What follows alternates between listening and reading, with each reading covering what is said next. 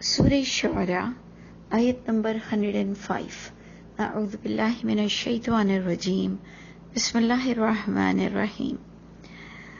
ہم اب نوح علیہ السلام کے بارے میں پڑھیں گے۔ ہم نے پچھلا ابراہیم علیہ السلام کے بارے میں پڑھا۔ ہم نے دیکھا کہ موسیٰ علیہ السلام کے دور میں اتنے معجزات دیے گئے لیکن لوگوں میں اسٹیبلٹی نہیں آئی، اور ہر دور میں اللہ کی وحی تو موجود ہوتی تھی۔ پھر جب ہم نے ابراہیم علیہ السلام کا پڑھا، انہوں نے باقاعدہ دلیل سے بلایا، بصیرت پر بلایا، عقل پر بلایا، لیکن لوگوں نے کوئی آیت سے ان کو حوالہ نہیں دیا۔ ان کے پاس کوئی قرآن کی آیت کی دلیل نہیں تھی، بلکہ بس ان کا یہ کہنا تھا کہ ہم نے اسے اپنے باپ داداؤں میں پایا، اور جو سارے لوگ جمع ہو کر یہ کر رہے ہیں تو ہمارے لیے اس میں کوئی شک کی گنجائش نہیں۔ اور ابراہیم علیہ السلام کو اپنے رب تعالیٰ کی ملاقات اتنی عزیز تھی، اور وہ اتنا ڈرتے تھے اللہ سے، اور وہ یہ جانتے تھے کہ کوئی مجھے بچا نہیں سکے گا اگر میں سلیمی قلب کے ساتھ، یعنی رجوع کرتے ہوئے، اللہ کو سمجھتے ہوئے زندگی کو نہیں گزاروں گا تو مجھے اللہ کے پاس سے کوئی بھی اس کے عذاب سے نہیں بچا سکے گا۔ anyway، ہم اب نوح علیہ السلام کے بارے میں پڑھ رہے ہیں، جو کہ کانٹیکسٹ سے اور ہمارا جو ایک پوری تھیم ہے سورہ شعراء کی، اس سے کیسے جوائن ہوگا۔ ادھر بھی کچھ اسی طرح بات شروع ہوتی ہے کہ کذبت قوم نوح، جھٹلایا قوم نوح نے بھی مرسلین کو، رسولوں کو۔ نوح کی قوم نے بھی رسولوں کو جھٹلایا۔ جب کہا گیا ان کے لیے، ان کے بھائی نوح علیہ السلام نے انہیں سمجھایا بھی، اور اب وہ ورڈز آ رہے ہیں کہ انہوں نے کیا سمجھایا، کیسے سمجھایا۔ انہوں نے کہا الا تتقونی، کیا تم ڈرتے نہیں ہو، یعنی تمہیں ڈر نہیں لگتا کہ تم کس طرح سے اللہ کے خلاف چلتے ہو، اللہ کی کتاب ہوتے ہوئے۔ یقیناً اللہ کی وحی موجود ہوگی، اسی لیے اسی کو ہی بیس بناتے ہوئے کوئی بھی انسان کسی کو تلقین کرتا ہے۔ انی لکم رسول امین، انہوں نے کہا بے شک میں تمہارے لیے امانت دار رسول ہوں۔ امانت دار رسول یعنی یہ وحی نبی کریم صلی اللہ علیہ وسلم ہوں یا کوئی بھی نبی ہوں، انہیں یہ امانت سونپی جاتی ہے کہ جو انہیں لوگوں تک ایز اٹ از پہنچانی ہے، جو کہ اللہ کی طرف سے ہوتی ہے۔ جب رسول کہتا ہے کہ میں امین ہوں، تو قرآن سے جب ہم اپنا آپ بھی دیکھتے ہیں تو ہمیں بھی یہ امانت کا بوجھ دیا گیا ہے، اور ہم بھی اس کے امین ہیں۔ اور امین، امانت یعنی اس کا اپوزٹ ہوتا ہے خیانت۔ اور آپ دیکھیں گے سورہ احزاب کے لاسٹ رکوع میں ہمیں باقاعدہ اس کا امین بنایا گیا ہے۔ اللہ فرماتے ہیں ہم نے یہ امانت کا بوجھ انسان نے اٹھایا ہے، لیکن وہ بڑا ظالم اور جاہل ہے کہ اس کے پاس حق ہے لیکن وہ جہالت پر اللہ کی کتاب کو حق کے ساتھ نہیں سمجھتا۔ آپ دیکھیں گے سورہ احزاب کے آخری رکوع میں یہ باقاعدہ بات بتائی جاتی ہے کہ ہم نے یہ امانت انسانوں کو دیا، لیکن یہ انسان بڑا جاہل اور ظالم ہے۔ یعنی جاہل اس لیے کہ اس کے پاس دلیل ہے، دین ہے، علم ہے، لیکن وہ علم سے فائدہ نہیں اٹھاتا، اور جہالت کو استعمال کرتا ہے، اور اس کے بیس پر اللہ کو سمجھنے کی کوشش کرتا ہے۔ اور ظالم اس لیے ہے کہ وہ شرک کرتا ہے اور اللہ کا حق مارتا ہے۔ تو آپ دیکھیں کہ رسول کہتے ہیں کہ ہمیں امانت سونپی گئی ہے، ہم اپنے پاس سے کوئی بات نہیں لائے ہیں۔ دوبارہ کہتے ہیں نوح علیہ السلام فاتقوا اللہ واطیعونی، کہ ڈرو اللہ سے اور اطاعت کرو میری۔ اب نبی جب کہتا ہے ڈرو اللہ سے اور میری اطاعت کرو، تو وہ اپنی پگڑی، اپنے چپل، اپنے دنداسے، اپنے ناخن کاٹنے کا طریقہ نہیں بتاتا، وہ آپ کو وہی بتاتا ہے جو کہ محمد صلی اللہ علیہ وسلم نے بھی یہی بتایا اور تمام انبیاءوں نے بھی یہی بتایا، لیکن ہم لڑ رہے ہیں کوئی اور پلیٹ فارم پر سے۔ تو جناب اب نوح علیہ السلام کو بھی تعارف دیکھ لیں کہ انہوں نے کہا اللہ سے ڈرو، اور میں جو بتا رہا ہوں وہی اس کی اطاعت کرو۔ وما اسألکم علیہ من اجر، نہیں میں سوال کرتا ہوں تم سے، نہیں میں مانگتا ہوں تم سے اس کام پر کوئی اجرت۔ یہ بھی اللہ نے ہمیں سکھایا کہ یہ کہنا بھی جائز ہے کہ ان اجریہ الا علی رب العالمین، کہ نہیں ہے میری اجرت کی ذمہ داری مگر رب العالمین پر میری ذمہ داری ہے، رب العالمین مجھے اس کام کی اجرت دیں گے۔ یہ اللہ نے ہمیں سمجھایا، نہیں تو میں کبھی بھی یہ نہیں کہہ سکتی کہ اللہ میں یہ جو قرآن پڑھا رہی ہوں اگر آپ اسے قبول کر رہے ہیں تو مجھے اسی اجرت سے ضرور نوازیے گا۔ میں کہتی نہیں اللہ آپ سے اجرت کیوں مانگنی ہے، بس میں تو ایسے ہی آپ کی رضا کے لیے کر رہی ہوں۔ لیکن ہمیں یہ بھی بولنا اللہ نے سکھایا کہ اللہ تعالیٰ میری اجرت کسی پر میں نہیں مانگتا اس کام پر، لیکن آپ مجھے اس کی بہترین اجرت ضرور دیجیے گا۔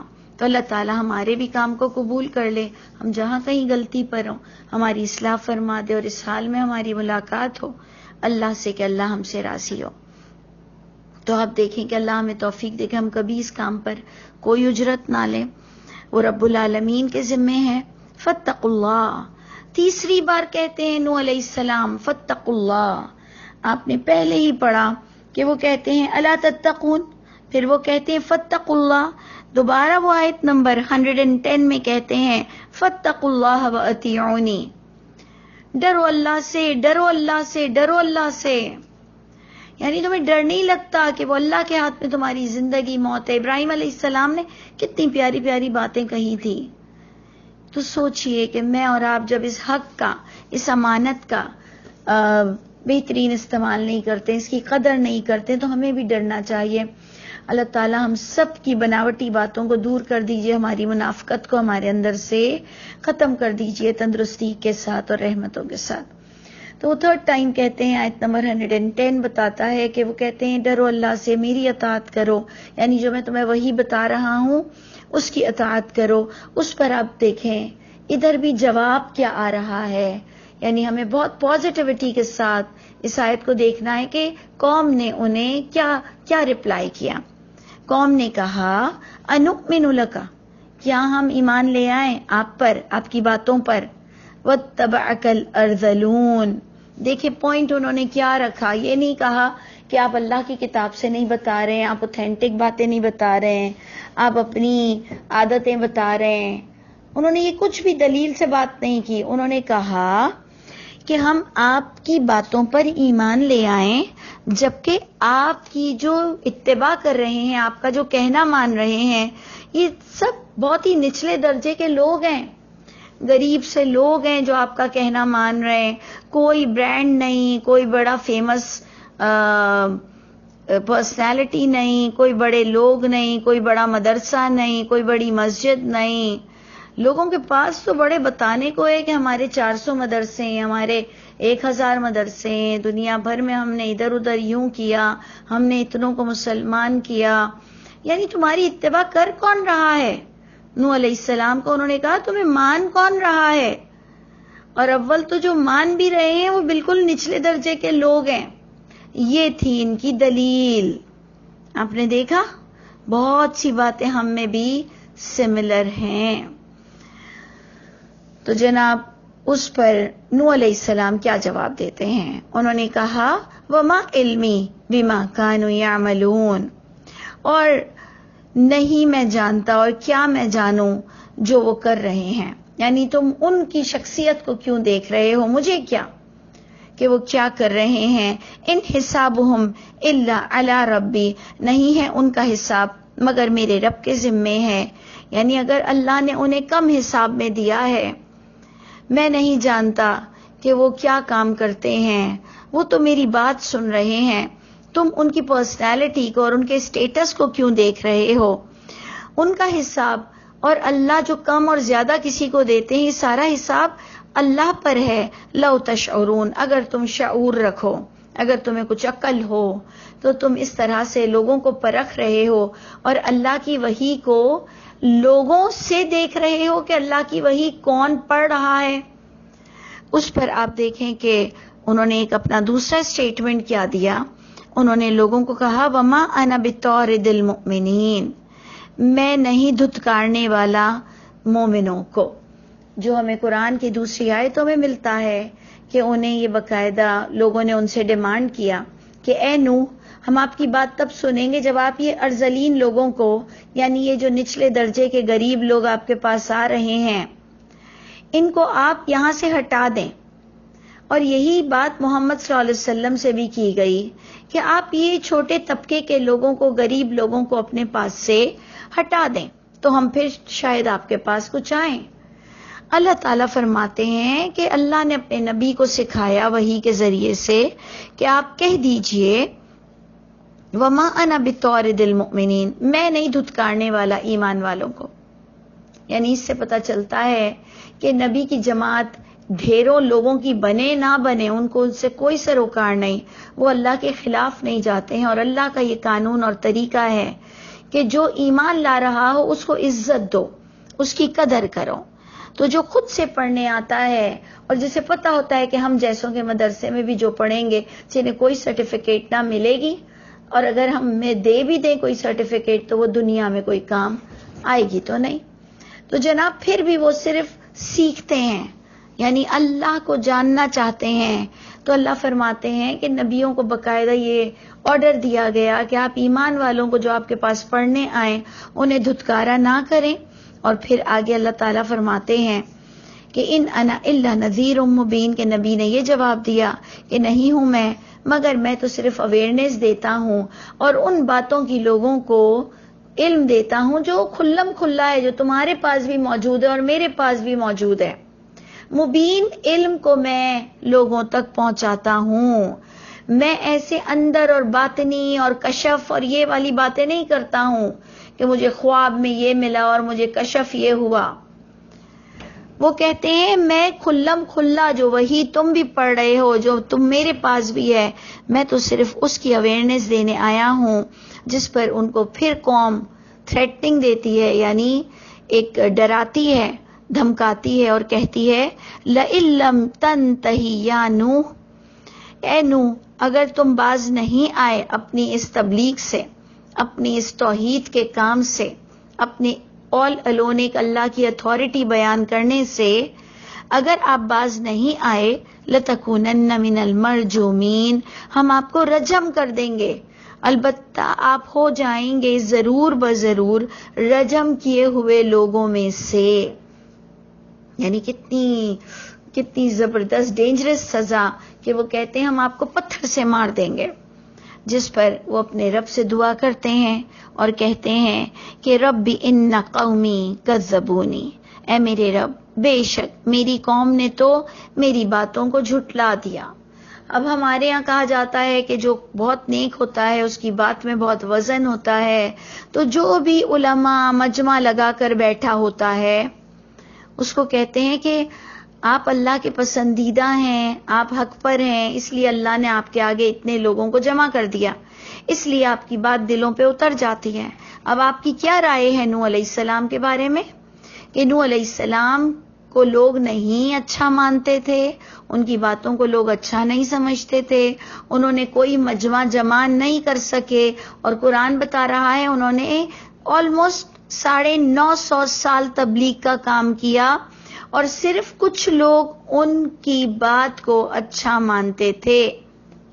تو اس لیے یہ ہماری فضول باتیں ہیں کہ جو نیک ہوتا ہے اس کی باتیں دل میں اترتی ہیں۔